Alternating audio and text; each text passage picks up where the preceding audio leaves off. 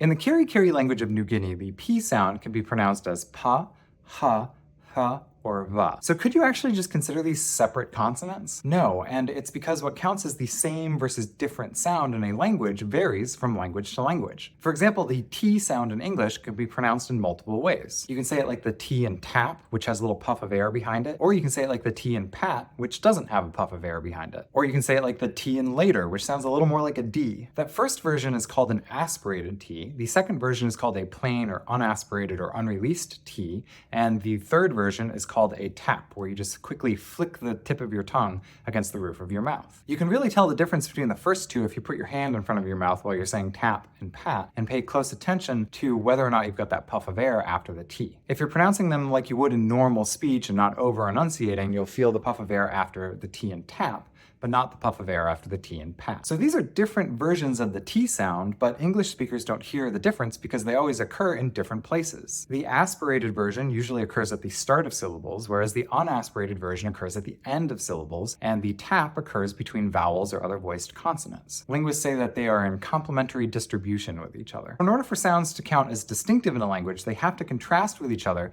in a way that changes the meaning of the word. So you don't have to worry about the different T sounds in English, but you definitely have to worry about the difference between a T and a K sound. Otherwise, you wouldn't be able to tell the difference between the words tap and cap. But in other languages, those different T sounds do contrast, and they are separate sounds. The difference between an aspirated T and an unaspirated T changes the difference in the meaning of words in languages like Navajo or Thai. For example, in the Hupa language, which is a Native American language spoken in the Southwest, the word neta means your mouth, and the word neta means your father. The only difference is the aspiration on that T. So in Hupa, because that difference makes the difference in the meaning of words, we say that these are distinct sounds. The technical term is that they're separate phonemes.